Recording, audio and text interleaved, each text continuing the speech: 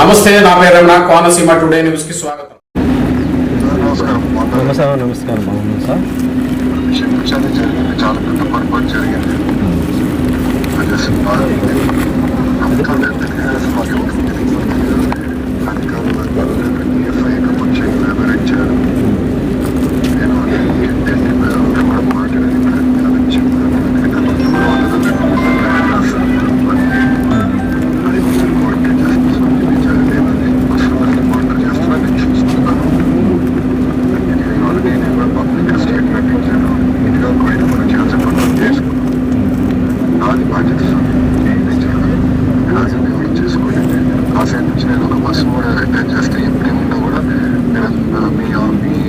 అదే sir, bus August నుంచి ఆగింది సార్. అది బస్సు ఆగస్టు నుంచి ఆపినారు సార్.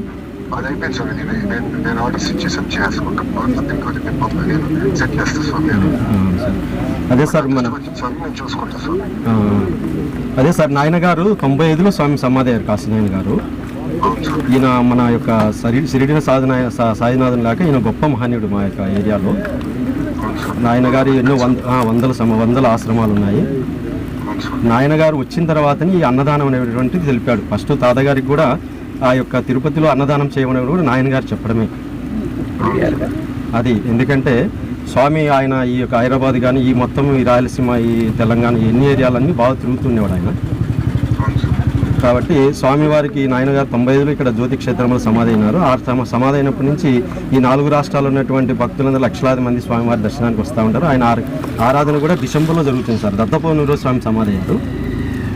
ఈ యొక్క జ్యోతి క్షేత్రంలో పూర్వం గొప్పగా జరిగినట్టు సార్. ఇక్కడ అన్నపూర్ణేశ్వరి స్వామి విగ్రహ స్వరూపంలో ఆయన ప్రత్యక్షమైంది. ఆయన తవ్వించిన తర్వాత అమ్మవారు అన్నపూర్ణేశ్వరి ఆమె నరసింహస్వామి దగ్గర పెట్టేసి అక్కడి నుంచి ఈ యొక్క బయటికి బయలుదేరి ఈ ప్రాంతాలన్నింటిలో అన్నదానం చేయలేను, అన్నదానం గొప్పగా అన్నదానికని ఆయన పోయి ఈ యొక్క ఆశ్రమంలో కానీ క్షేత్రంలో కానీ ఆయన పాదం పెట్టి ఇక్కడ అన్నదానం చేస్తే జరుగుతుంది అని చెప్పి అట్లా భక్తులందరికీ ఉత్తేజం తెలుపుతూ మా భక్తుల మనోవేదన అటువంటిది తీర్చుకుంటూ వాళ్ళ కోరికలు నెరవేర్చుకుంటూ స్వామి ఈ యొక్క రాయలసీమ కానీ ఈ 4 రాష్ట్రాలలో ఆయన ముఖ్యమైనటువంటి వాళ్ళు కానీ ఎవరన్నా కానీ తనకే తను వచ్చి వాళ్ళకి దర్శనం ఇస్తూ ఉండేవాడు స్వామి. కాబట్టి సార్ ఇక్కడ వీరారెడ్డి గారి టైంలో సార్, ఇక్కడ వీరారెడ్డి గారి టైంలో రోడ్డు వేయడం కానీ కరెంటు ఇవ్వడం కానీ కాశీనాయన మండలి పెట్టినది కూడా నాయన గారి టైంలోనే. మన చంద్రబాబు నాయుడు గారి టైంలోనే ఈ మొత్తం అన్ని జరగడం కూడా ఆ యొక్క క్షేత్రానికి కరెంటు కానీ రోడ్డు కానీ మండలం కానీ అభివృద్ధి పని అంతా కూడా మీ టైంలోనే జరిగింది.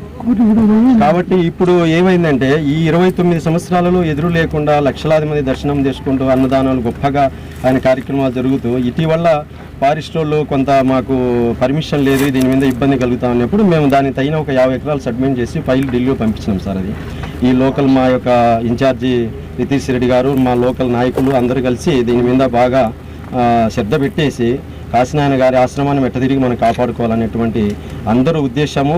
మరి తరువాతి ఉండే భక్తులు వేలాది మంది కూడా లక్షలాది మంది కూడా ఆయన యొక్క సమాధి సంస్థానాన్ని మనం కాపాడుకోవాలనేటువంటి సంపూర్ణ భావంతో మేము కార్యక్రమం చేసి ఫైల్ కూడా ఢిల్లీకి పంపిస్తున్నారు సార్ మా వాళ్ళు లోకల్ వాళ్ళందరూ కలిసి. దీనికి మాకు న్యాయం చేసి ఈ యొక్క క్షేత్రానికి పర్మిషన్ తీసుకొచ్చే బాధ్యత మీదే సార్. ఇది అది నేను వర్కౌట్ చేస్తున్నాను. నేను పర్సనల్గా అది వర్కౌట్ చేస్తున్నాను స్వామి.